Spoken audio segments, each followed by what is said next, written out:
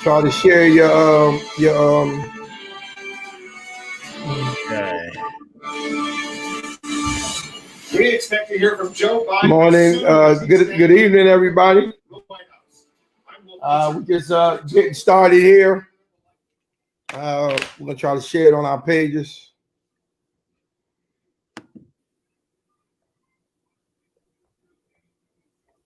Just give us a second. We'll be right with you.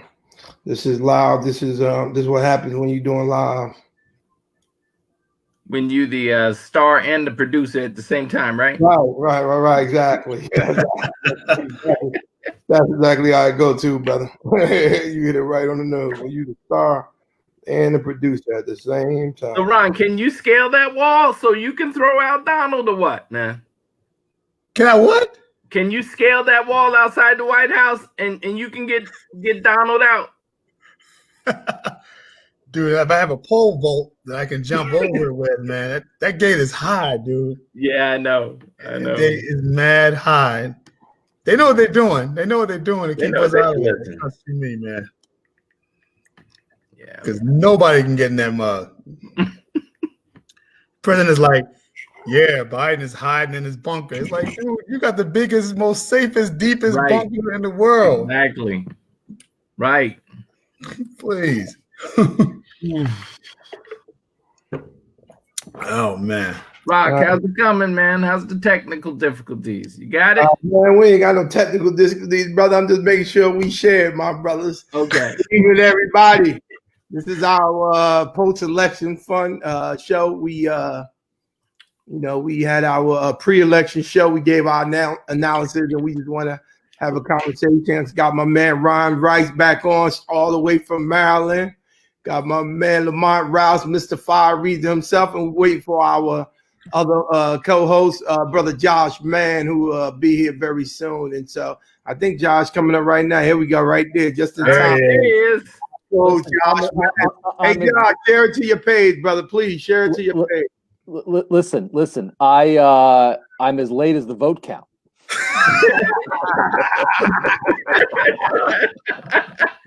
Actually, you're a little earlier than that. I'm a little earlier. So I'm more Maricopa County than Allegheny County. Is that right? Yeah, that's exactly right. And certainly faster than Nevada, that's for sure. Yeah, man. Or Alaska.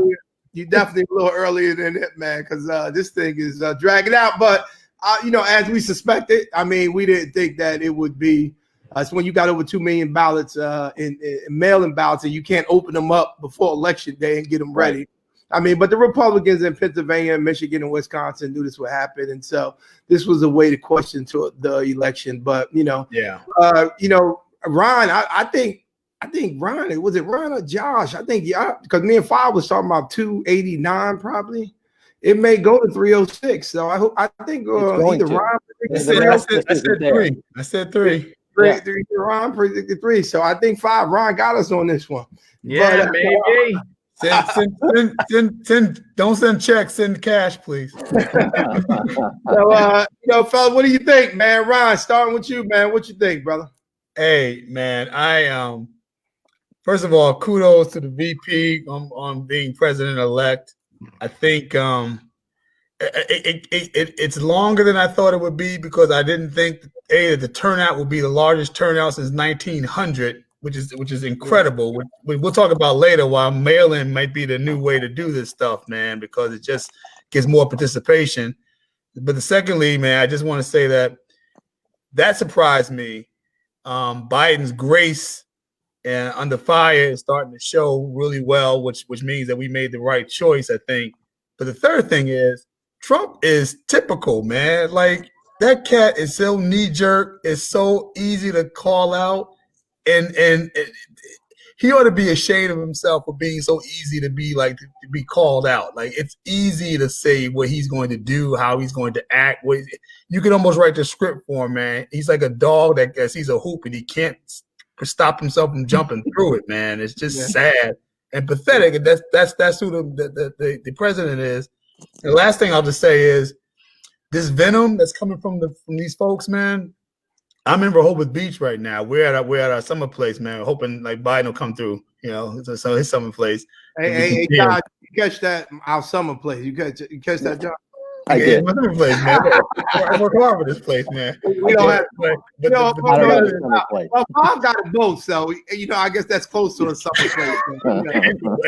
Anyway, on the way here, man.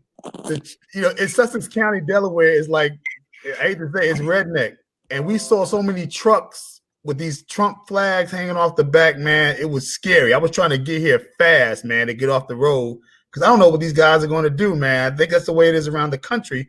We don't know what these folks are going to do, and I suspect because black folk delivered the vote in Milwaukee and Kenosha, and black folk delivered the vote in Philly, and black folk delivered the vote in Atlanta. They may not figured it out yet, but we're going to be targets.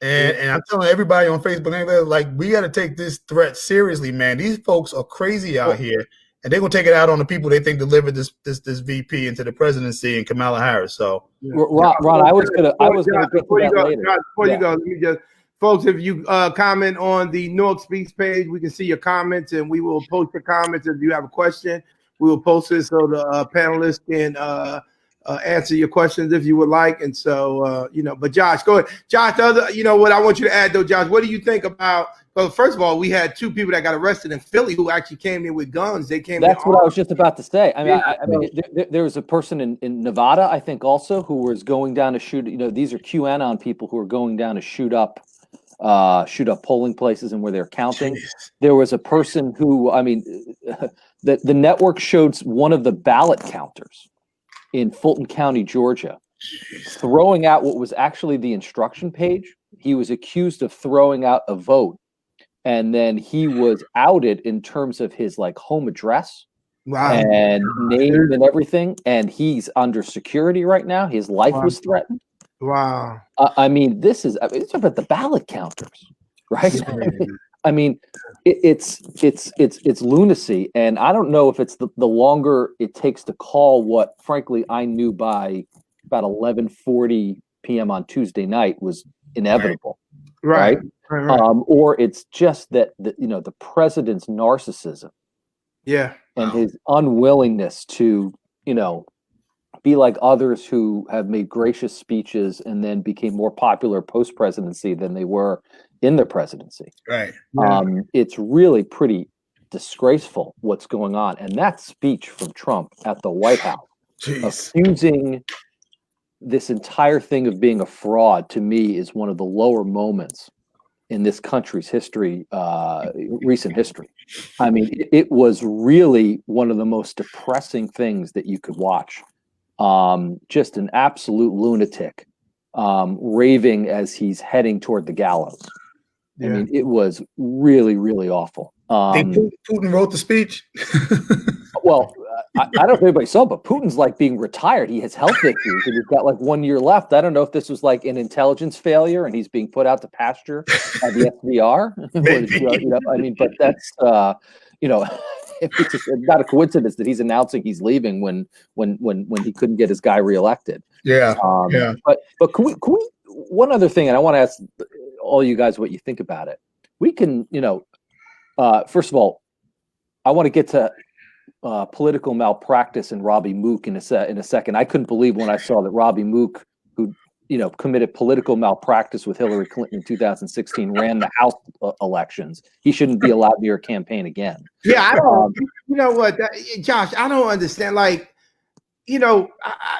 swear, man. Every time, well, I know what I know. Listen, I'm very clear why some of these people constantly getting chosen to run these campaigns. Mm-hmm. Anybody that know the Clinton campaign from the Obama days when they was running against Obama for the primary, no, that's they the worst campaign managers and people. The arrogance of these folks, what I'm saying, and how they run campaigns is just awful. And so I agree. I don't know how they lie, but you know what it is because they just recycle these same. Well, we need some young blood in the place, right. And that's the reason why I said Nancy Pelosi got to go. What I'm saying? I agree with you. Yeah, no, we got to go. Hey, Fox. So what do you think, Fox? And what do you think about Fox News is unhinged right now? I think that was going to be my opening comment. The closeness of this election did not surprise me.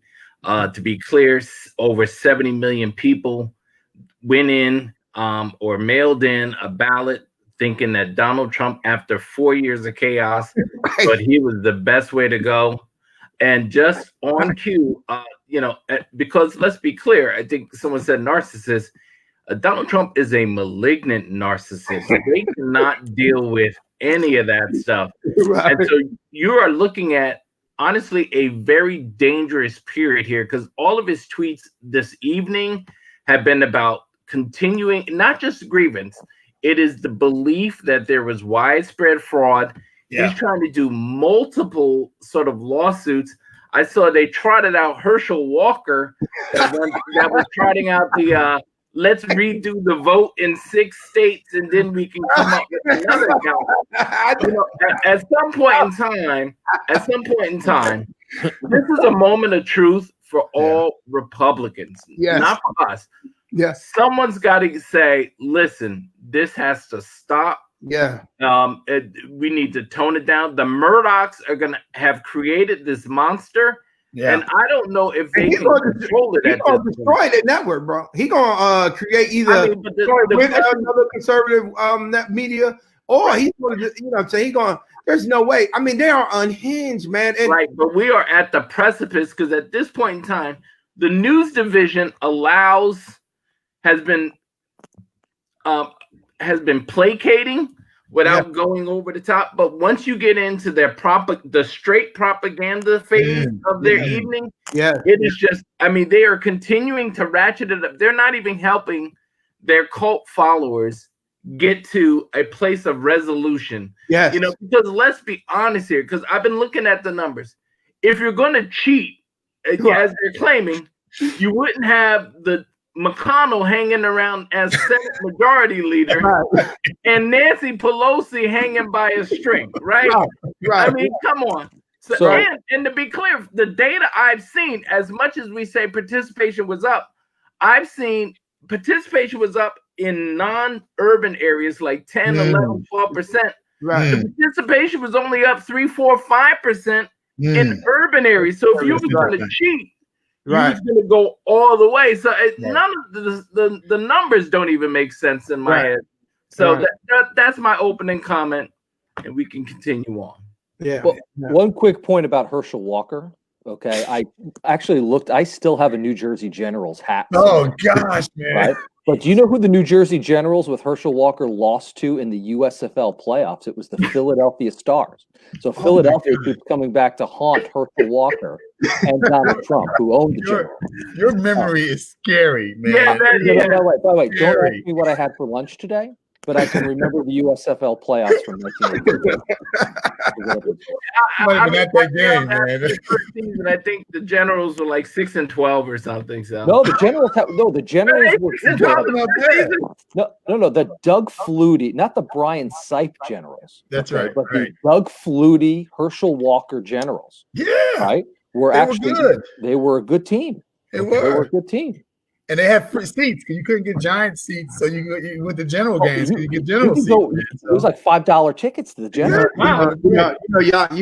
Y'all three got a lot of nerve. Y'all gonna tell me about me getting off on Steve out of body? Y'all talking about the freaking. I know. Let's stay on that. Come on, real election. Ryan, so where do we go from here, Ryan? I mean, Biden's going to be president. You already see the division that's being created now between AOC, the progressive wing, and the more moderate wing of the party. I stick with the more moderate wing of the party, but I think the AOCs and the Tlaib Rashidis and the Ilhan Omars of the world, I think there are much needed part of the party platform and how it moves forward. I just don't know how. I think that though, if they go over the top, if they continue going over the top and they don't understand how to compromise, they're going to do damage to the party. And in 2022, we will lose the House. Because the problem with Democrats, we may get excited during the presidential election, but when it comes to the midterm, because our guy is in the White House, we tend to sit on our behind.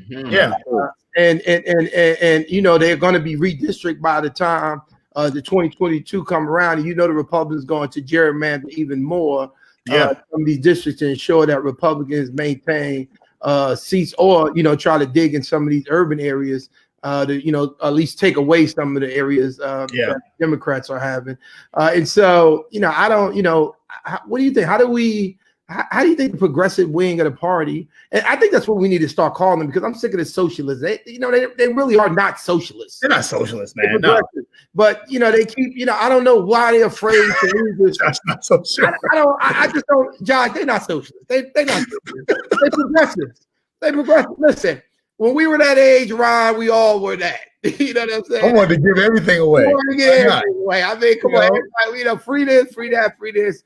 It wasn't until we got older when we realized wasn't nobody paying the bill for it. We actually had to go to work. We've been getting to realize that's not coming our way, and so we need to, like Fod said, settle into some reality. Right.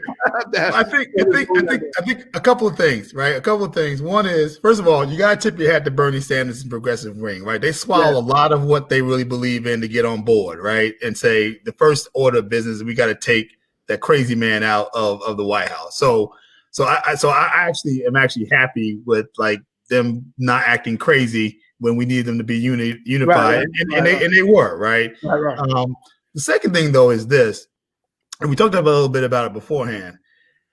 If the Senate stays Republican, right? Yeah, ain't no Medicare for all coming, right? Ain't no Green New Deal coming, right? They lost folks, man. They lost people like Abigail Spanberger. They lost guys like Joe Cunningham in South Carolina. Abigail Spanberger won. Spanberger did win? She did win. Okay. But they lost Layla, right? Folks like that. Alyssa Slotkin barely won, right? A bunch of others lost, right? It's just 7 seats. There's a black guy from Florida who took Francis Rooney's seat, man. And he's a Republican. He's like, yo, I'm a black Republican who loves Trump. I want to see him in the CBC now, man, because this dude's going to be like. So my point is that, they got to understand, with a high turnout, which they always kept saying, if you increase the turnout, that's what Bernie would have done. Well, it had no coattails though. Even a Biden couldn't protect some of these seats. So that says something to me. The country is always more moderate than we want. And the trouble with the Republicans, they always overshoot, and the Democrats always overshoot back. And it's like, we need the good thing about Biden is that he's a guy who's a pragmatist, and he's going to want to get some things done, and he's going to present it to people as clear as they can, as he can, to say, we have to both do this in order to get things done. So whether AOC and those guys listen, I don't know, but these results has got to put them into reality that it's nice to get on a soapbox, but this is real politique. And the Democratic Party don't. The day after we get Biden elected and make president-elect and vice president-elect Harris, if they don't set up a midterm infrastructure the day after, then something is wrong with them. If they haven't learned by now that the midterms begin right now, right, and preparing for them, then I don't know what they're thinking about. The last thing I'll say is this, and we can talk more about this later. Black men, 18% for Trump, dude. Oh my God. The Democratic Party got to ante up, and they got to find something to get black men back in line, man. I don't know what that is. I got some ideas as a black man, but dude, the way that they go after black women and gotten black women to be on board 91% of the time, they got to start talking to black men, man, for real. I mean, but two things with that, right, Ron? So the first thing about I think we don't do an effective. I think one of the reasons why Biden didn't have coattails is because I think we probably focus too much, especially on the mail-in ballots, when people doing the absentee ballots, to probably just vote for the presidential candidate, right?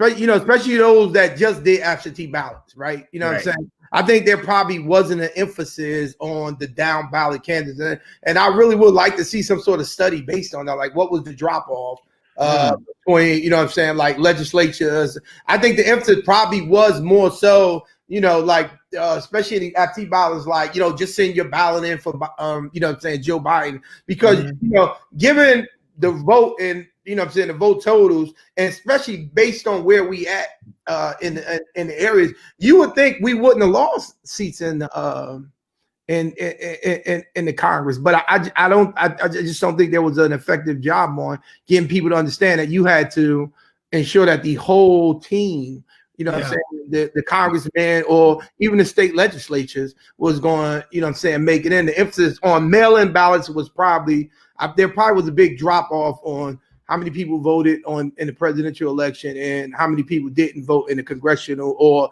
state races. I really like is that at the DCCC then. Oh, I don't disagree with you. It's more of some of the arrogance, unfortunately, that you know what I'm saying, we have in the DCCC. But the other thing with black men, I really wouldn't even, I don't care that black men choose Republicans 18%. I mean, if that happened, I care that they chose Donald Trump. Not Republicans. Donald Trump. Let's make a distinction. Yeah, that's the part that like is driving me insane. The attraction to Donald Trump, you know, then this rebel, you know, I just don't. That's the part that's like, what is the attraction as a black man, especially when you see what his supporters are, especially when you see what he's inciting, and you would think that you know, especially black men, that naturally we are protectors of our family, right? And so, you know what I'm saying, you know, when it comes to racism or a threat to our family, we tend to want to stand up and defend against that for our family. And you know, to see that black men at 18% went to this guy, which I don't want to blame any, you know, try to make it seem like that's so much a big giant vote turnout. They still got it. Biden still won it by 82%. Let me get a couple of comments in here, and then I'll turn it over to Josh on this subject. As far as the progressive moderate thing, I think like you and probably like Josh, maybe even like Ron, I think we fall on the more moderate side of the ring. I think the post assessment where you start talking about, and I think we mentioned this on Monday, which is this that sort of the anti-police stuff, or at least that got perceived. The defund the police slogan was used to hammer a lot of these Democrats in districts where they were moderate. And the idea of whether look, in 2020 or in any time, at least since the 1940s, whenever a progressive has risen up, they've used some level of socialism or communism. You would think by now the left would have a clean answer and response to that, but they don't seem to have that at all. Okay, that's a problem. Now, as far as the black male split of 18%, I think we talked about that briefly in in the vice presidential debate show real quickly.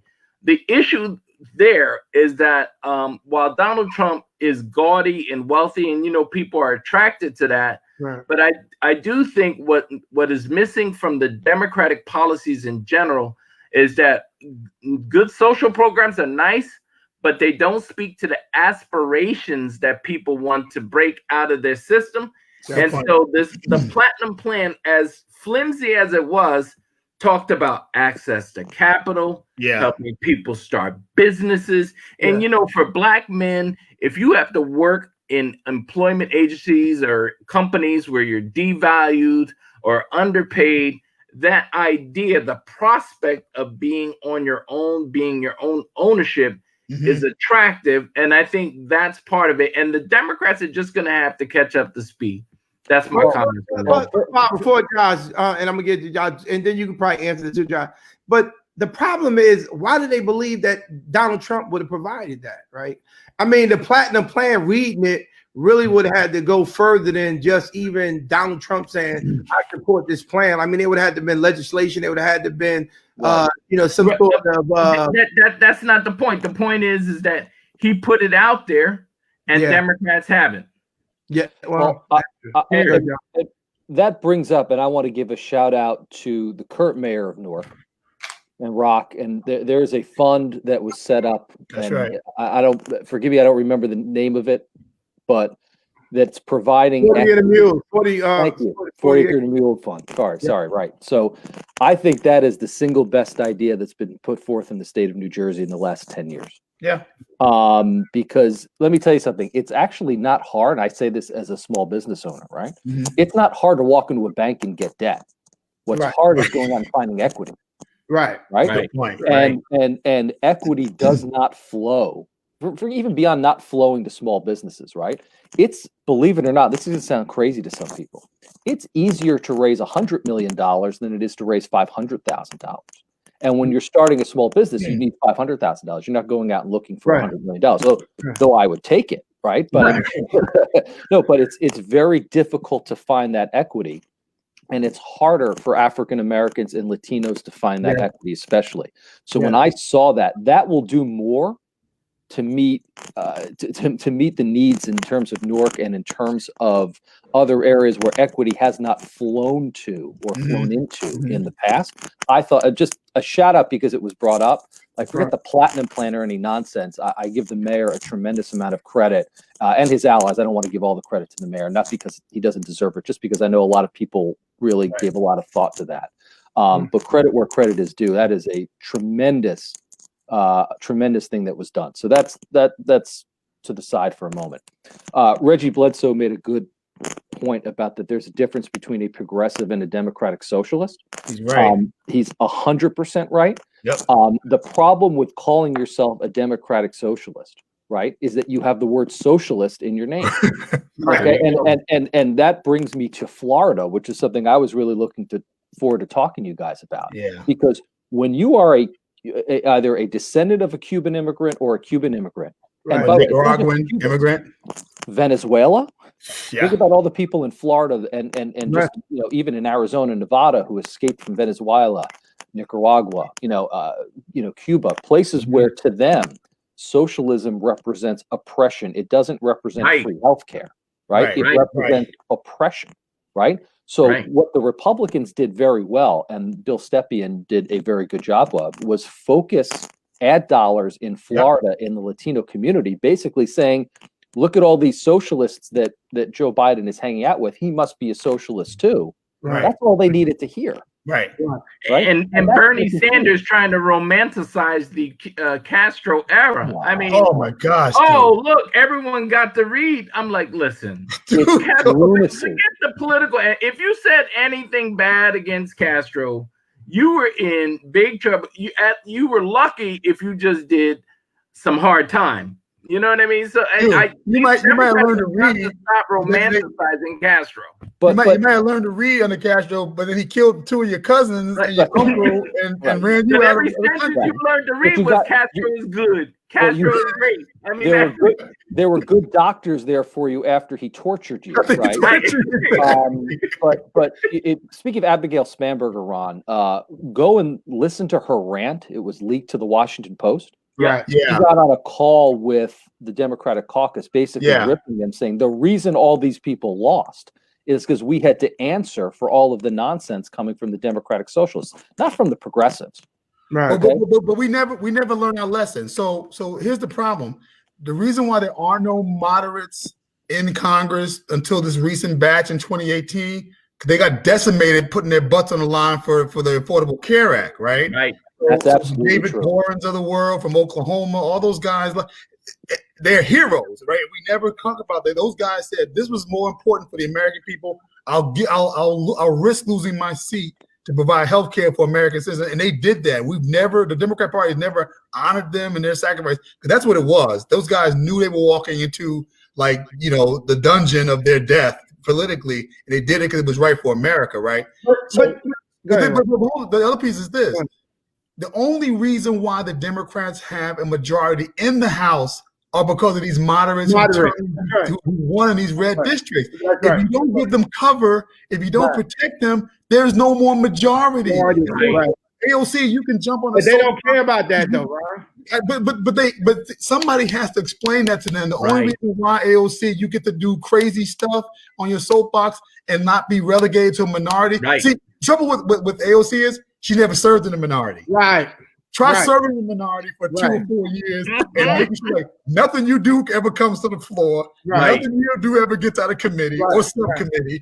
Right. Live there for a little bit and see how much precious you think the majority actually is. You will find that it's like air. You can't be a congressperson and an effective one without being the majority. So I don't know who has to explain that to the Jamal Bowmans of the world or the Corey Bushes of the world who come in and then we're gonna come here and do X, Y, Z. You ain't gonna do jack if you lose the House, except be a loud person, and then your district's gonna turn you out in 6 years when you can't bring home the bacon. That's that's the reality of your political life. But but in South Florida though, I gotta say I don't because I've worked in campaigns in Florida, especially in South Florida.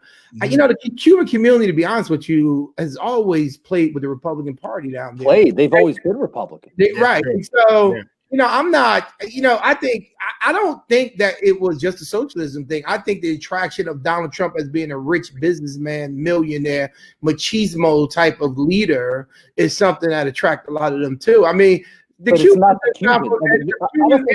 they own everything in South Florida. Yeah, but I don't think it was the Cuban vote that surprised people. I think it was other immigrant communities that voted much higher for Trump. Right.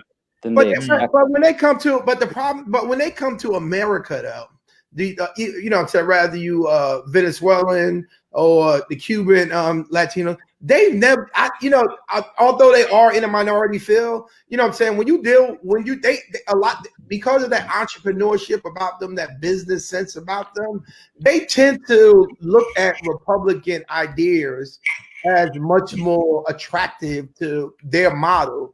So I find it very hard you're fundamentally getting to the problem here. Is that the Democrats are ceding the conversation about prosperity and success and aspiration to the Republican Party. The Democrats are going to have a coherent message around that. And when Democrats or the left in general has been able to do that, that's when they've been able to win. You know what I mean? So that was part of Bill Clinton's sort of centrist left message, or Tony Blair's. Again, to get back to that. I mean, that's what you got. But there are models available. See, the sad part about the Democratic Party is, Josh, you mentioned it. It's real easy.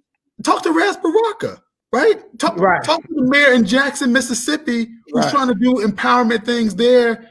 That's talking about not just social empowerment, but business empowerment, and like understanding the totality of the circumstances of how to bring up an entire mass of people. Right? There are leaders out there today that are actually doing some of these things in local communities, and then there again, right? We don't refer to them, or we want to talk to Black people a month before the election, right? And we don't really want to pick their brains for policy or pick their brains for why isn't it Stacey Abrams being thought about to be the next DNC chair? I was about to ask you about that. Like, what do we think about Stacey Abrams and what she did in these last 2 years? Hashtag Stacey's revenge. Hashtag Stacey's revenge. But by the way, the future of the Democratic Party, in my mind, rests on Stacey Abrams. Okay? Yes, what she did in Georgia was. Oh my God! First of all, if she's not the head of the DNC by like tomorrow morning, okay, that's a disgrace. Right. Second of all, right, what you want her to do is say, okay, this is what I did in Georgia. Right. Okay. Now let's pick 2 or 3 other states over the next couple of years where we could do the same thing, and that's how you start turning it. She showed everybody that she can do it, and let's face it, a lot of people told her she was nuts. They did. Okay. So she went out and she did it. She is the hero of this election to me. Yes. And the fact that Georgia. Listen, right, John. Team. Here's the deal. In 2018, this is what. A Black woman in the Deep South got 48.5% of the vote in Georgia, right? If you're a Republican in Georgia, the day after that election is like, what you want, Stacey? Your job is to take her off the field. Do not want her running around like, listen, I know we made fun about your student loans. I'm gonna pay them off. Where you want to go? On the people who paid off for cabinet loans. I mean, I wouldn't let no one that dangerous running around town. Oh no, here you go, honey. I'm gonna get you 2 men. What kind of job you want? Your loans paid off? Come on now. It's true. No, listen. She did, and think about it, like you said, 48% in Georgia. Now you know what the election was like in Georgia. she's a black woman with dreads in her hair, right? Like, you know, doesn't fit like she doesn't like Kamala Harris, right? She's a sister, right? And for her to do what she did, and then to have the governor disenfranchise all those people, and she said, "That's fine. I'll go back to those people. I'll register them. I'll get them back on the road, and I'm going to increase the amount that were on the roads in 2018." There is no Joe Biden when he sees her, bow down before her, kiss her feet, massage her foot, pay her student loans off, right? and everything else, because that's the future. Now, her as DNC chair, when people say, "How you going to turn Texas?" I talk to Stacey. Right. Whenever Stacey moved to Georgia, I trust her to finally push Texas over the line. Okay, and more than Beto O'Rourke, dude. This is what I'm talking about. Well, even going to Florida. You know what I'm saying? We can win Florida if we turn out in Florida. All Stacey did was turn out, bro. It's a lot of people. Listen, we move into Florida. We move even in North Carolina, places like North Carolina, Florida, Georgia, Texas. There's no way we shouldn't be able to flip these states. Okay, so then let's go down this rabbit hole. Where did all of that Act Blue money go? Because McGrath burned through $90 million for 30-something%. Well, that is. She ran against someone named Booker that had like $85 in his bank account and almost beat in the primary, right? First of all, let's hope that Booker had like $3. He had like a sign that was written with a Sharpie. Come on now. I'm like, first of all, let's hope that the 40 acres and a mule fund gets better returns than Act Blue got on their investment. Right. I mean, Act Blue was just throwing money away. They threw $100 million at Jamie. The worst. Jamie got like 42%. But they always do. Act Blue. What were people doing with that money? Hold on a second. I'm in the wrong profession. I'll tell you what. I got a text from a friend of mine who gave to a lot of those. Okay. Right. And said he is not going to give in the 2 races in Georgia because he's like, I'm just tired of it. I don't know how it's being spent. Right. And by the way, there were, let's just say, elected members of the United States Senate, right, who were all over Twitter saying, "Go give to Mike Espy, go give to Jamie Harrison." Right. I mean, here's the thing, like, you know, with Jamie Harrison, right? If you spend $97 million in the state of South Carolina and you lose by 8 points, right? You need to find something else to do. That's true. Right? That's true. I'm sorry. Okay. For $100 million, you could have walked every block, asked every person one-on-one, "Are you Republican? No. Do you want to vote for me? Yes. Right. Okay. I will drive you to the poll." All of that on $100 million. I mean, I think back to 2006 when we had what, $5,000 in the bank run. We had a better get out the vote operation than Jamie Harrison. Exactly, dude. We dragged and pulled. It wasn't rocket science, man. Like you said, you didn't. The stuff like you said, like that Booker guy in Kentucky, you know, with McGrath and whatnot. Why did she get the nod over him? Because they said, well, she has the better portfolio and resume to go against this guy. Says who?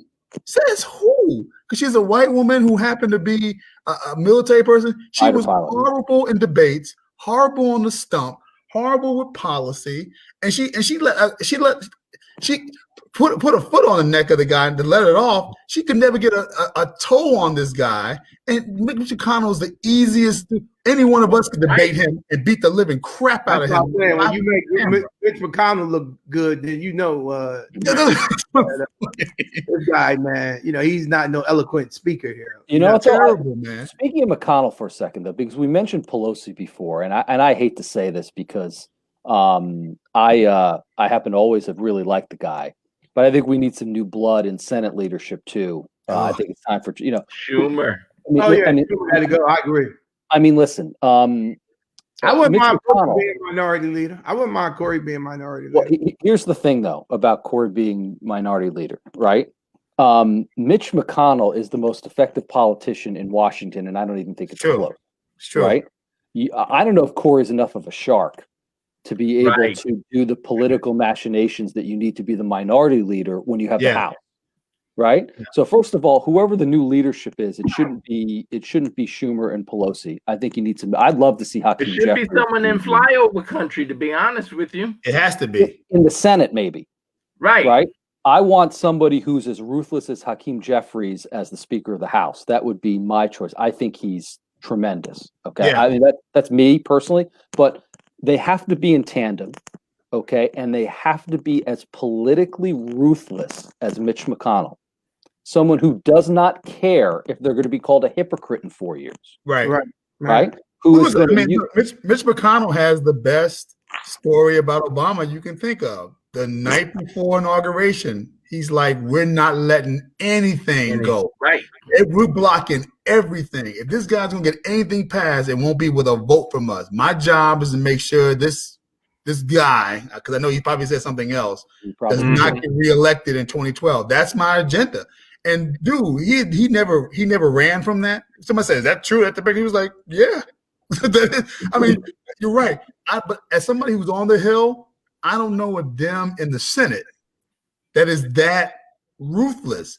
Schumer is smart. Schumer is sly. Schumer is good, but Schumer's not ruthless. I don't know anybody who would take it. Takes somebody to be like me. That's the hard part, right? To the Walking Dead guys, like, and have no remorse or like bashing their brains in and walks away like, so what? I don't know if anybody in the Senate on the Dem side is that ruthless. Besides Mitch McConnell, there's a few Republicans who could take his place if he left and be just that ruthless. They are that way. I don't know. What about in the House then? Then maybe you got to find it in the House of Representatives. Well, see, the issue with the House is, the problem is Nancy Pelosi raises a ton of money for everyone, which is why she stays in power. But I do think her time has come. And it's time for other, and maybe this will be her last term. I hope this is her last term. I suspect she's going to win re-election because there's fewer Tim Ryans in this Congress coming in. But somebody has to challenge her. I just can't.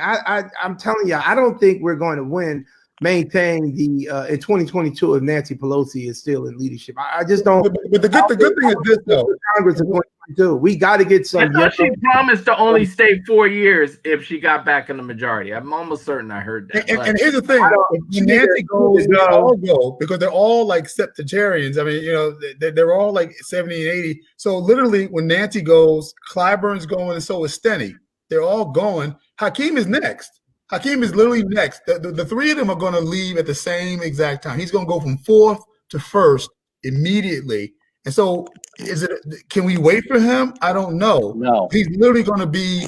It won't be Pelosi and then like Clyburn at like 83 taking over her, or Steny taking over her at like 86. It's not going to happen. They're all going to go out at the same time, and Hakeem, I think, will fight, and Hakeem will have some lieutenants by his side from his own delegation. I mean, I think Richie Torres is going to be a star. I know I said it the last time, but he's going to be a star. There's some other young Turks out there who are ready to do that. But the old cats either got to be pushed out or they got to retire out. And I don't know how the Democratic Party feels about pushing people, but they need to push. Well, they don't ever push. That's the problem. And you know what I'm saying? We like you said, we don't have nobody that's strong in there that's ruthless like Mitch McConnell, who would force these people, out of position, man. We got to get, I got to be honest with you, Nancy got to go. I just don't see her holding on. I wasn't a fan of hers, with her remaining this last time, I think it's time for her to step aside. And listen, anybody that's the Speaker of the House going to raise money. So this nonsense that, money for you to Speaker, of course you're going to raise money. And you know what I'm saying? But, to me, she's not eloquent on the mic. She's not, to be honest with you, she don't exude confidence in herself and the things that she say and that she pushes in leadership. And this notion that people are afraid, every time I hear people afraid that she's so powerful, she's smart.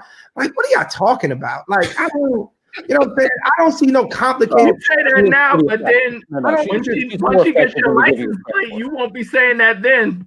I just don't see these complicated politics that she has. I'm just sorry. No. She's a political master. That's not. Listen, every time I turn around, I'm sorry. Anytime y'all label people political man, I get crazy. Like when I listen to that, I don't. It's just foolishness to me, man. She's not a political master. My issue is that I think her time is past. We need some fresh blood that's going to be confident, that's going to be able to stand up out there and that's going to be able to move an agenda and carry these young folks and go out here and find candidates across this country that is going to represent new blood coming in there into the Congress to fight. And somebody like a Tim Ryan, to be honest with you, that's from the Midwest may be a good idea this time around. I know Hakeem Jeffries, eventually we want him to get up in there, but right now I would go for a Tim Ryan. You know what I'm saying, to be in that be in that position, because I think that a Tim Ryan will hold Congress in 2002, because you'd be very clear that he would check the AOCs, right, and you know what I'm saying, the much more socialist part of, he would give them the time of the day, as he would be out there looking for these moderate candidates to make sure that the Democrats were at their strongest when that sort of dysfunctional team that managed to get together with Howard Dean's 50-state strategy and Rahm Emanuel trying to find good fits for their district, right? And so they teamed up and they made sure they went and put pressure and found very good fits for their district, which means you're not going to find very progressives in a lot of places. You're going to have to find moderates, particularly in these districts that have been gerrymandered to make it much more difficult for someone on the left to win. So that's what we got to do. And I'm not so sure Nancy Pelosi is very good at that. You know, particularly when the Democrats were going good in the 2006, 2008 cycles, they recruited a lot of Iraqi veterans. They found old sheriffs in some dirt town in backward Mississippi to win Mississippi one. I mean, you got to remember, in 2008, when Obama came to office, 3 of the 4 districts in Mississippi were held by Democrats, you know, and we've just lost ground on all of those places. And as long as you keep giving them 7, 8 states where they can just rack up all their seats, I mean, you're already saying you got to run the board everywhere else, in order to try and catch up. Right. But the issue is, like, so you make a good point. So like in Arkansas, right? You know, I interned on the Hill for a guy named Burl Anthony, who was like you know, the dean of, like, you know, he used to play cards with Dan Rostenkowski, right? And I used to order like the pizza and the sandwiches. That was my job as an intern, while they smoked cigars and drank cognac, right, on Thursday nights before they flew out, right? Mm-hmm. Old school guy, moderate blue dog Dem, right? There's not a Dem in the Arkansas caucus right now. It's all Republican. That's a state where Bill Clinton is from. You know what I mean? That's a state that, you know, again, they traced in that. There's not a one. And the one challenger that actually had a chance to get French Hill was a freaking blooming left-wing liberal who they were like, it's tight here. I was like, it's not tight. What kind of poll are you looking at? Right. Beat her by 8 points. It wasn't tight. But why? Because we're running the wrong candidates in the wrong places. And AOC plays nice in New York. She plays nice on the coast, right? But her celebrity is her power. That's it. You know what, Ryan? You know the problem I had with the mastermind theory about all these, especially people in Nancy, they tend to go with the norms or the safe parts of electoral politics when it comes to supporting candidates. You know, they go for the replacing the husband with the wife and the family. Like, they don't do any challenging of this idea that somehow Congress, or, you know what I'm saying, being in Congress should be more than bloodline or relation, you know what I'm saying, or relation. It should be, listen, who can hair affect policy, right policy, move change. You know what I respect in Kanye's seat, the black young lady that just won his seat. In Atlanta. Like, you know, they could have easily said somebody from his family. Nakima Williams. I forget her name. Oh my God! I've been listening to her these last 2 days, and I was like, "What an amazing black woman!" Like, Atlanta right now, between Stacey Abrams, this young lady, the Atlanta mayor, who, to be honest with you, I don't give her no points for what the hell happened with the protest. You know, she gets no points from me. I think she was a straight coward. Hard, man. It's so hard, right? Yeah. I'm sorry, man. She brutal. But beyond that, I do think that she's a very intelligent young lady. And, you know what I'm saying? She's on point, but I think the riot thing just like, please. You know what I'm saying? You know, it was ridiculous. But between Stacey and this young, and I was like, wow, you know, I automatically assume, they're gonna get somebody from his family to run to replace that seat. You know what I'm saying? You know that you know what you know ain't no you know.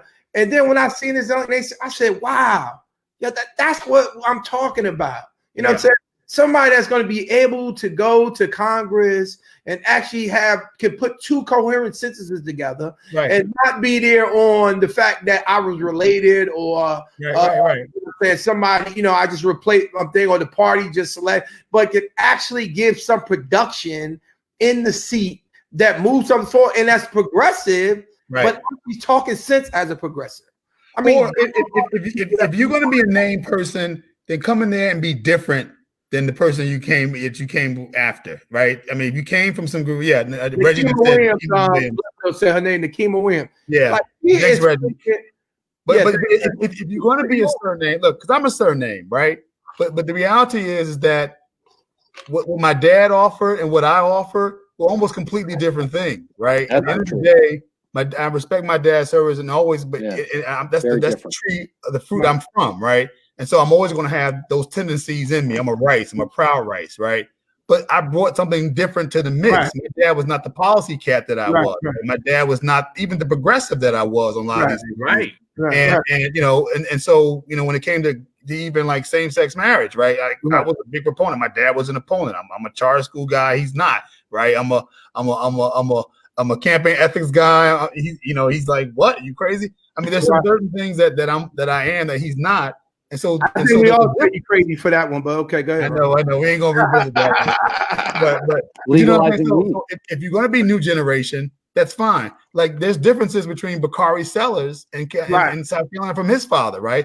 There's difference between Marion Jackson and his father, right? They were a lot more revolutionary. These guys were like, I got revolutionary roots, but I'm also a pragmatist about how government's supposed to work. Raz is not his father, right? He's a lot more pragmatic of like, look, but he is his father's son, right? He has no destiny. So you can be a name, just be a different kind of name when you represent that name, a new generation, you know. Right, but they don't. But the problem with it, Ron, is they just like the name though. They don't go for. They don't look like you're right. You know what I'm saying? In those respects, but you know that's far in between. Most don't. You know, most don't. That's true. It doesn't fit that bill, right? And so, and we get folks in legislature that become, you know, weak, silent, weak because they don't understand what the seat really is about. But when we repeat those things across the country, then it becomes a drain. It becomes a lag in our communities. And so, you know, we need people. We need fresh blood, man. You just need to go. You know, I tell people all the time. You know, when folks ask me, "Oh, why haven't you run for?" I'm like, dude, my time is gone and pat. Like, I'm not even old man. Like, I'm trying to new blood, dude. I'm trying to push it. Like, I've always had a chance to run for. I've never chosen that because that's not what. You know what I'm saying? That's not something that I've ever been interested in. But I would, you know, any young person that comes to me for advice or same here, how to get in campaigns, like I'm all in for that. Every time, you know, all in for that. Young people, like, yo, I get excited when I see a young person that is right there on that cusp and like, let's get them in there. You know what I'm saying? That's why, you know, I support like the LaMonica McIvy. That's right. Altery Kid. You know what I'm saying? Like, you know, like even at my age, I'm like, yo, I'm too old. Like, the heck are you talking about? Like, you got to get in there and fight for what it is that you want. I mean, because that's what we stood for. You know what I'm saying? You know, I think back when JJ was my age, I looked at him like, man, you old, you don't know nothing about my generation. Move your ass over. I want to hear, you know what I'm saying? Like, I don't want to hear that stuff. But he taught me, learned from me, you know, whatever. But you know what I'm saying? The reality of the matter is I didn't want to hear that neither. You know what I'm saying? So, you know, I'm at the age now where I don't want to step on none of these young people's toes. I want them to rise up, take over these politics, and put some energy into what it, you know what I'm saying, what this government really needs and how you're going to change. That's the only reason, that's the only way you're going to, you know what I'm saying, move a progressive agenda across this country. You know what I'm saying? Not a socialist agenda, a progressive agenda. And the problem is a lot of them, the way they're being trained, like I'm telling you, I was listening to this young lady, Nakia Williams, and I was like, yo, she learned well. Yeah. Like you could just listen by the way she talked. Like she's not on this. Like I was like, man, you know, you could tell who she learned from. You know, you could tell, you know what I'm saying, where she come, you know what I'm saying, where she come from. But you know, some of these folks that getting up running for these seats or wanting to run for these seats, when you talk to them, you spending a lot of time just trying to talk them out of some of these crazy ideas. Right. You saying to them like, listen, that's not going to fly in an election. You have to be productive and produce. People want to know what you're going to actually do, not this pie in the sky theory. You know what I'm saying? You can promise stuff. You can say what you want to give, but once you get over the freaking goal line is what people want to hear. And so you spend a lot of time trying to train folks. So let's get away from that and try to figure out. Let's talk about the ideas and the programs and the policies that implement that you can actually get implemented. You know, and you can implementation. Can I put a question to the group to bring it back to the national election for a second? Who is it that's going to be able to tell Donald Trump that it's over? Seriously, that's the question. You go. I like what Biden lawyer said when he said he can stay in the White House if he wants, but you know government has a way of putting out stuff. I thought that what was do you really think? Funny. So I think at the end of the day, it's going to be Ivanka, because I think he thinks both of his sons are morons. And by the way, he's correct because they are right. Exactly. You know, but I think that look, there was a great piece of video from a recent one of the last campaign events where Don Jr. was just like trying to give him a hug after praising him, and Trump just like brushed him off. You know, like my goodness. I mean, that was actually.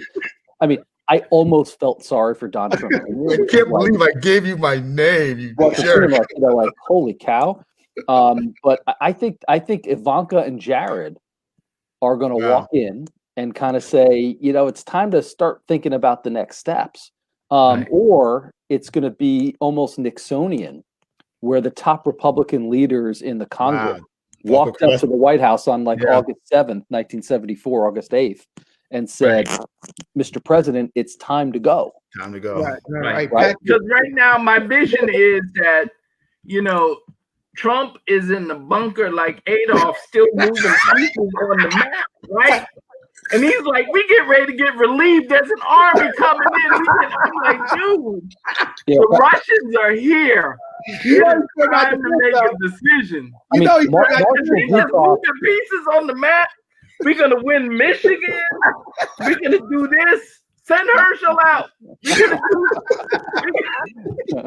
I mean, sending Herschel out is like when Adolf Hitler was sending out the 15-year-olds to defend Berlin against Hitler, you know, right before it was over. You know, but that's a pretty good analogy. Right. And at some point, right? I mean, listen, I've said this even on the last show.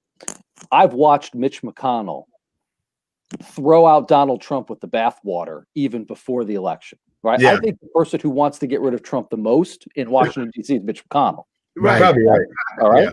So, I mean, look, Mitch is back in his element. He's running opposition. Right. And he controls the Senate. Mitch is in his element. Right. Yeah. I think the established Republicans want him to go outside of Lindsey Graham, who the man's throwing $500,000 at the Trump legal fund. That's literally whatever the Russian agent told him to say or whatever. I mean, that's just lunacy. Right. I think at the end of the day, just to get back to the question, I think it's the only people that Trump's going to listen to. And he's only listening to Jared because he's married to Ivanka. I think Ivanka is the one who's going to have to go and say, Dad, we got some bills to pay. Right.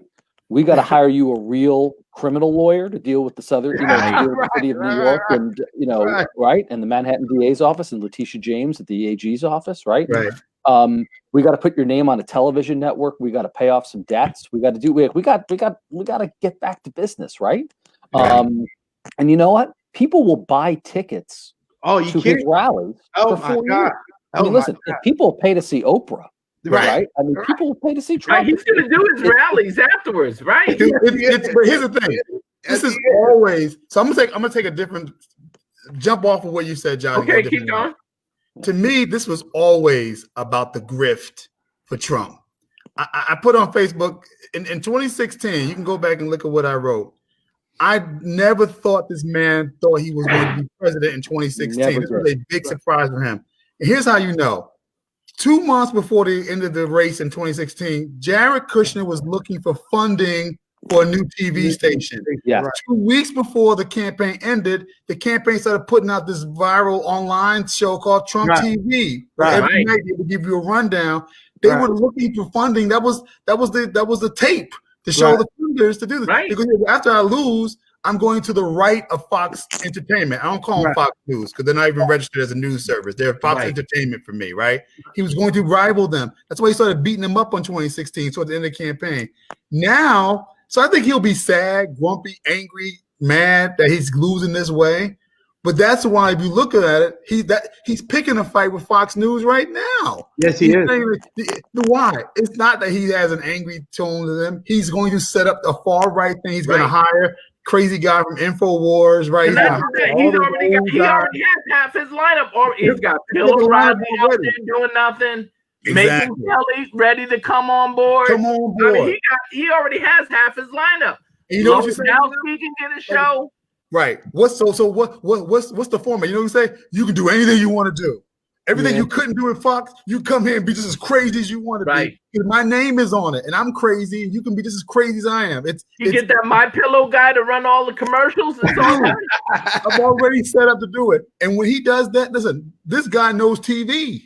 Yes. He knows how to get ratings. Yes. That's all he needs. He's going to be this element, and he's going to say, this is a former president saying this stuff, right? He's going to be a kingmaker. Dude, he's going to have the best reality show. It'll be once a week. It'll be the highest rated show on television. It'll be like, dude, that's what they're planning on doing. It will pay off his debt. He owes $400 million to somebody. He's going to make $400 million. I want to explain. He can raise $1 billion in equity just starting Trump TV.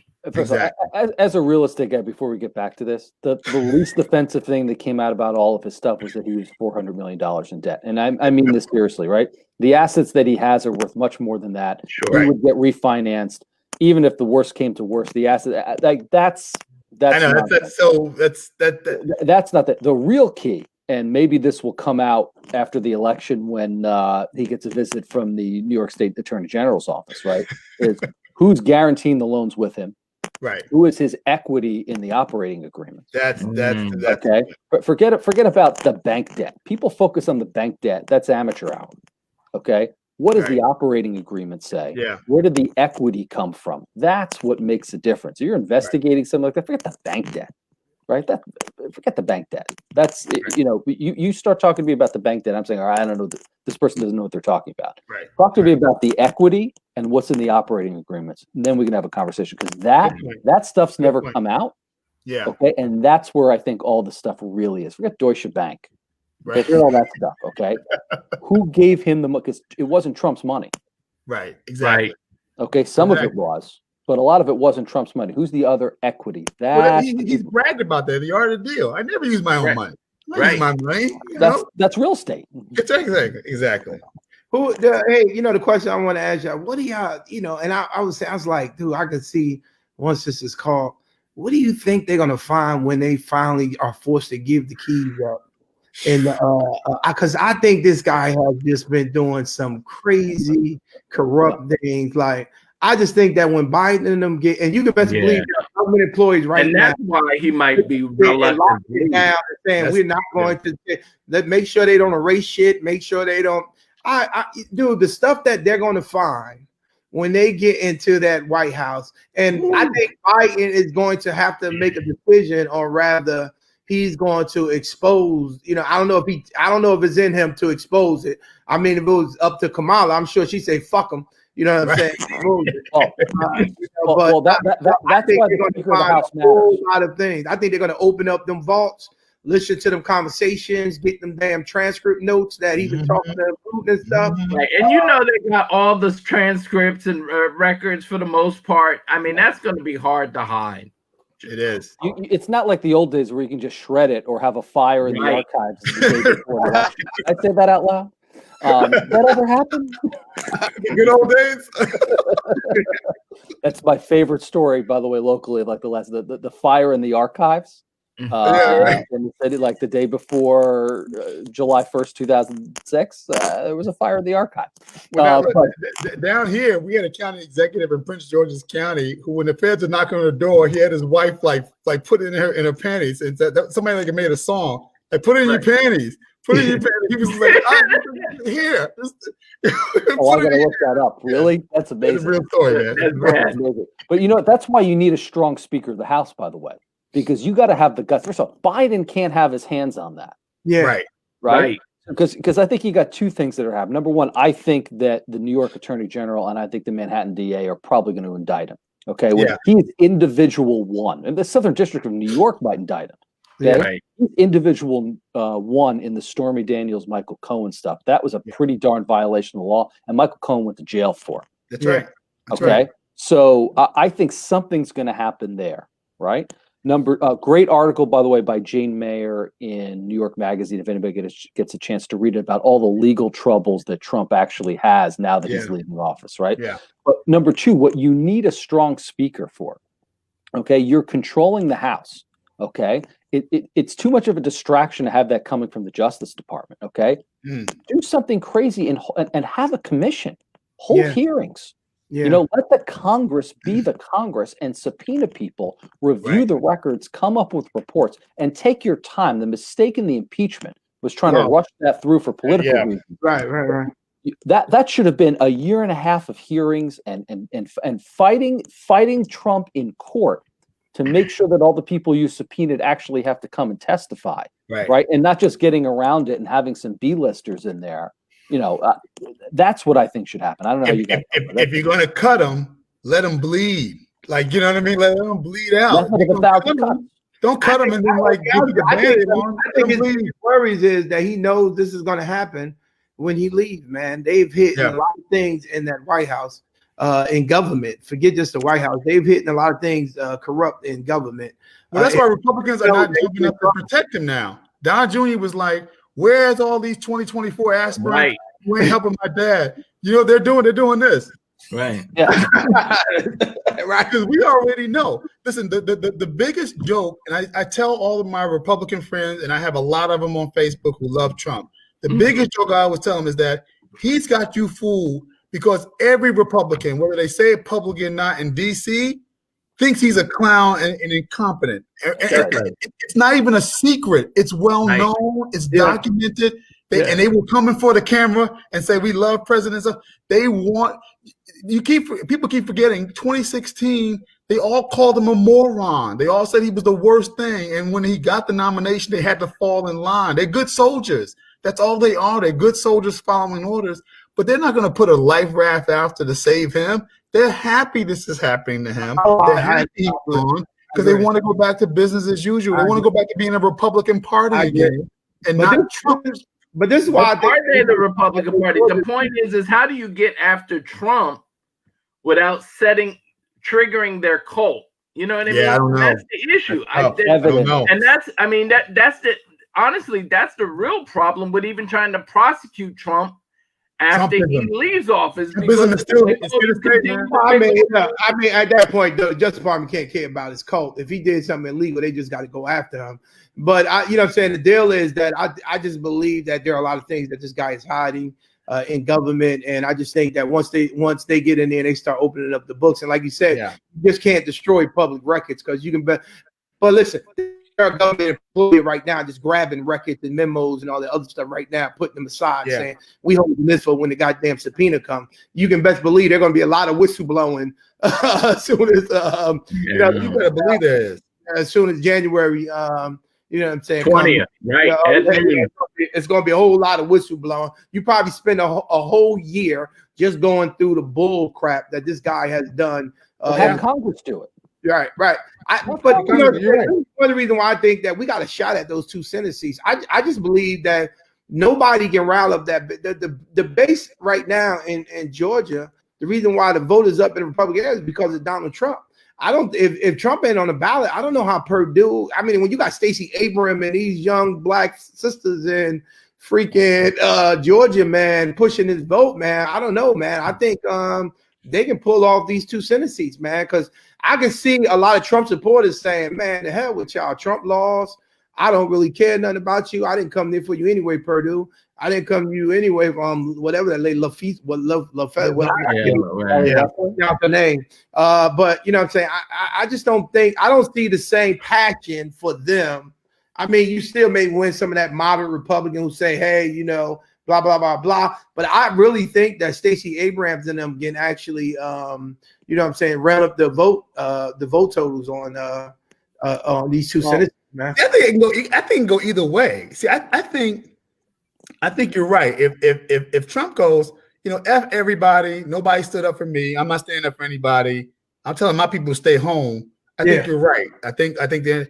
But if Trump says, you know what, I want to take one more shot at these clowns, and I'm telling everybody, if you pissed off about what happened to me, you send them a message, right? Send that black woman a message and all of them a message. I want you to come out in a way that you've never come out before, right, as a last homage to me, and let me show the Senate Republicans what time it is for the next 4 years too. That I still run this party.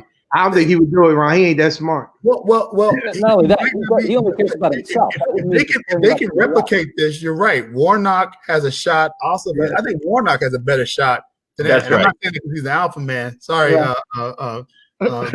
Lamont there, but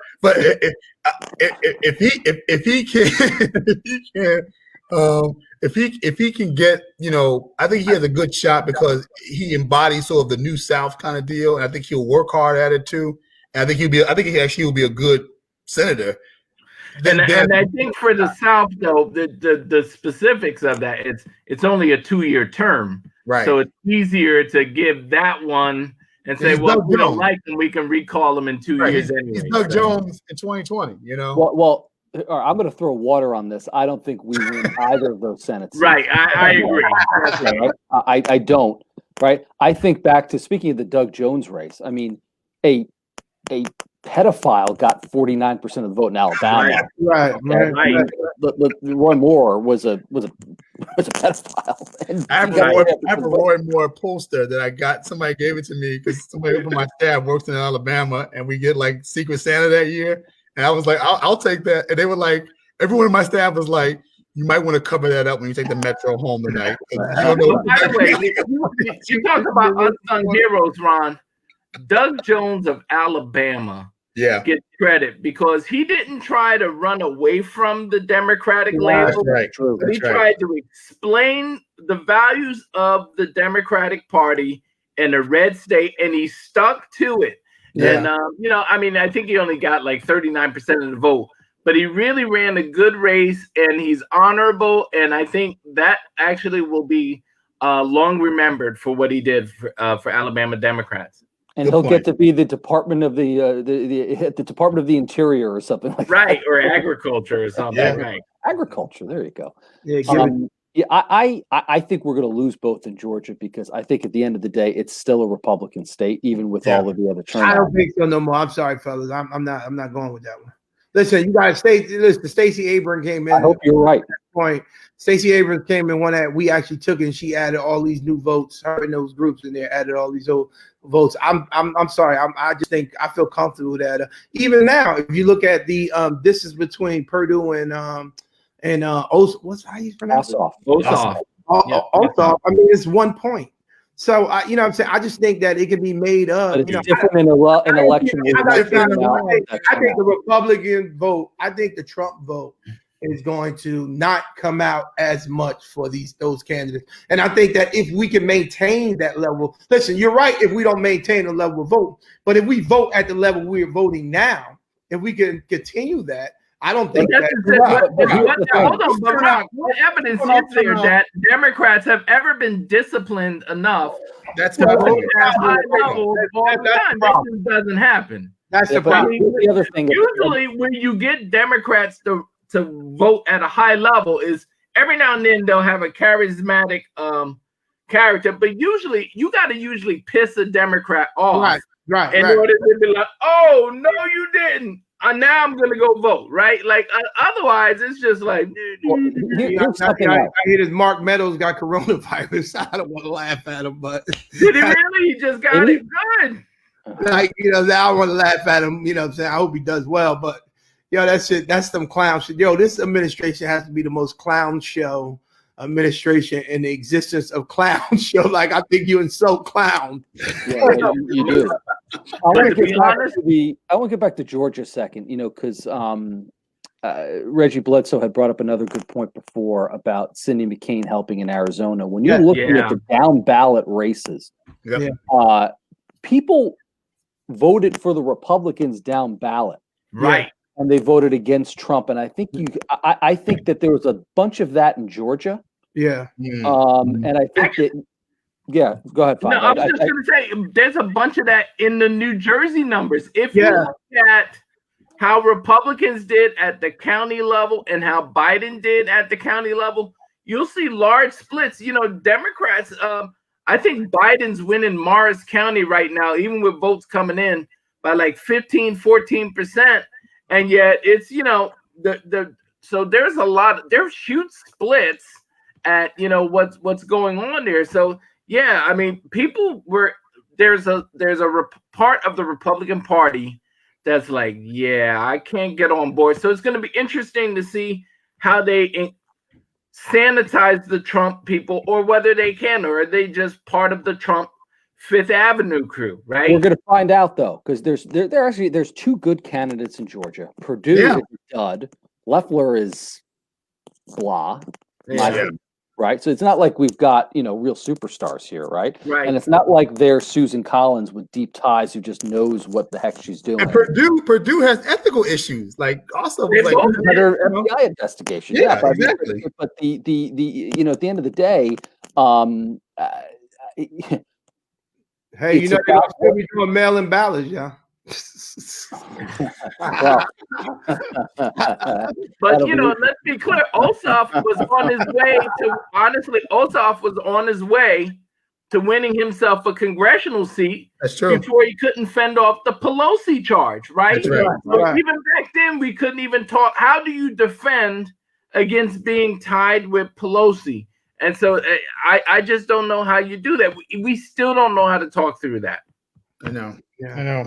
All right, guys, getting that time, man. Any parting words, man? What do you think, man? Moving from here, Biden. What is your prediction? What do you think? I mean, what do you think? Final numbers. I know we see, but what do you think we'll get that 306 or is 100%? He's going to win.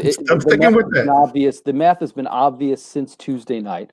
And by the way, I should note that today was the Josh Mann I Told You So tour, because one of my great weaknesses is that I am absolutely an I told you so person. And all the people that I was texting on Tuesday night saying, I'm going to sleep. It's done. I've seen enough. The math just isn't there. I did the same thing, Josh. I had all these people calling me, even my kids, man. My daughter was almost crying. I was like, listen, go to bed and trust me, tomorrow morning, because it's hard explaining. Yes. You haven't been involved in elections, and you haven't been with counts and votes, and you don't understand that. It's hard explaining to somebody that's not involved in that how the system really works. So I agree with you, John. Once I seen what was the ballots and thing, I said, man, this guy's not going to maintain those. There's no way he can maintain winning all the remaining states except for North Carolina, and that I'm not even sure what's going to happen yet. But here, listen, I knew it was over. In fact, one of the things I was talking to my friends about, I'm like, I'm only waiting up to see if Trump declares victory, because the moment Trump declares victory, 5 minutes after somebody walked into his office and said, Mr. President, you've lost. We lost, yeah. Because that's when he was declaring victory. And so the next morning when I saw they did it at 2:30 in the morning or whatever, I said, oh, well, it must have been 2:25. Stepping and said, Mr. President, the math just isn't there. Right? I mean, that's that's me. But in terms of what's going to happen with, he's going to win Arizona, he's going to win Nevada, he's going to win Georgia, he's won Pennsylvania. I don't know why this race hasn't been called yet, right? I know. I don't know why they haven't called that yet. Right. So I mean, at the end of the day, the math is there. He's going to win those things. And at the end of the day, before the election, if we were told that Joe Biden was going to get 306 electoral votes and have the 75 million votes for him, we would have said that's great. And unfortunately, because of Robbie Mook, we lost some seats in the House. But otherwise, I thought it was a good day. Yeah, it's a good day. It's a victory. Yeah. It's a good. Ron, what do you think?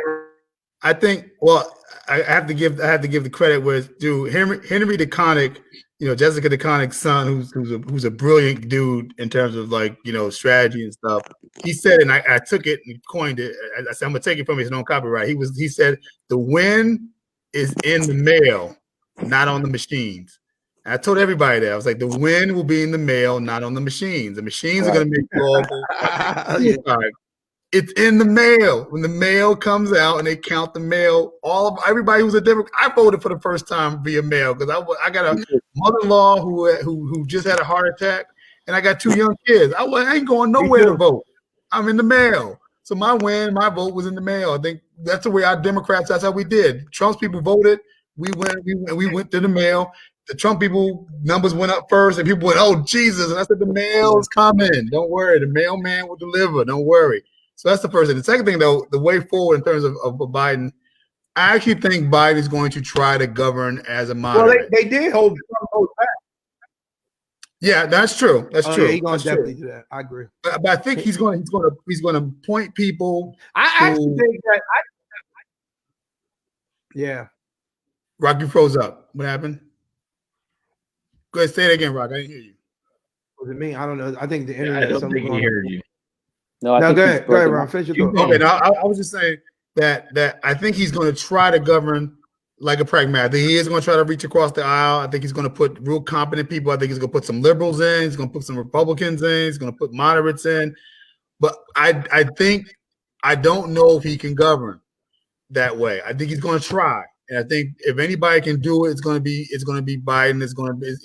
I think he's actually better at doing it than Obama was, and it doesn't have the same kind of things that impeded Obama. I love him, but he's not going to have the same kind of things in his way, his color, or he has deeper relationships with these folks. I think he's going to try, but I think if Biden can't do it, then it can't be done, and that's what my fear is. My fear is that he's not going to be able to. He's going to try like hell to balance the two sides. The progressives pulling him on this side, the Republicans not wanting to work with him on this side, and he's going to try and forge a thing down the middle. But I say if he can do it, Biden's the one to do it. But if he can't do it, then it can't be done, and we're going to have to try to find some kind of new governing scheme in this world where he was the top vote getter in the history of elections here. But Trump is number 2, right? So just as many people who voted for him almost voted against him. And if he can't govern that way, then we got to come up with a new formula for a Democrat-led administration governing this country and deal with Trumpism. Next time we talk as a group, we need to be talking about what the future of Trumpism is, because it's going to outlast Donald Trump, and that's the real enemy to our system of government. 5. Lamont. Yeah, I really just have 3 final points. One, I do think Biden will try to govern as a moderate.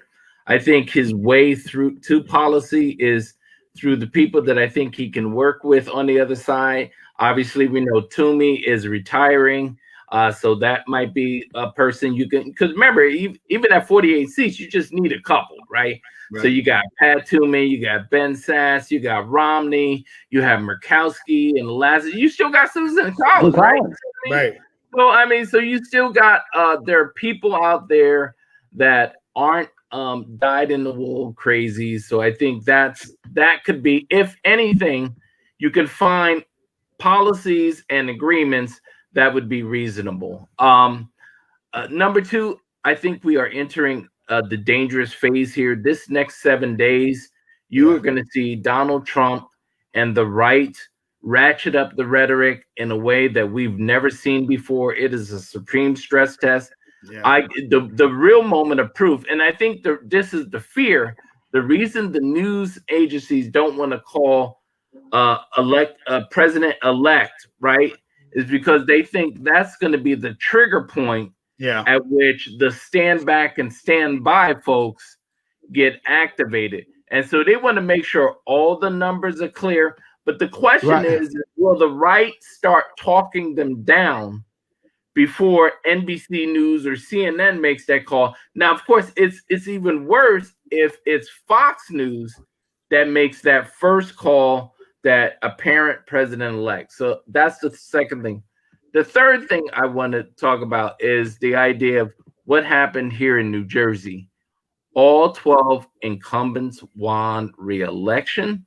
I'm not so sure that serves our system well. Don't get me wrong. I was happy to see Tom Kaine Jr. not win after he ran that sleazy campaign. But I do think we need my brother, man. That's my brother. I'm sorry. We do need to figure out a way to make sure that we continue to find new blood in our congressional delegation, which some of them have been around a really long time. Yeah. Well, by the way, that includes the next governor of New Jersey, Mikey Sherrill. Yeah. Right. Yeah. Well, I think Mickey Sherrill is going to be the next senator for Menendez, because I think Menendez is. I think Raz Barack is going to be the next governor, brother. We ain't doing that. We doing Raz Barack for governor. What you talking about, brother? Breaking news? Breaking news? She ain't jumping in front of my man Raz. She ain't jumping in front of my man Raz. That ain't gonna happen. You breaking news? You breaking news? What you say, Josh? Josh? By the way, I except for one major policy disagreement with you guys. I can't speak on, but that's what I want to do. I mean, I'm pushing it. I'm definitely pushing it. I can't. You'll be fine. Josh. Yeah. Did you have y'all breaking up? Oh, man. No. It's a conspiracy. That's that Mickey Sherrill.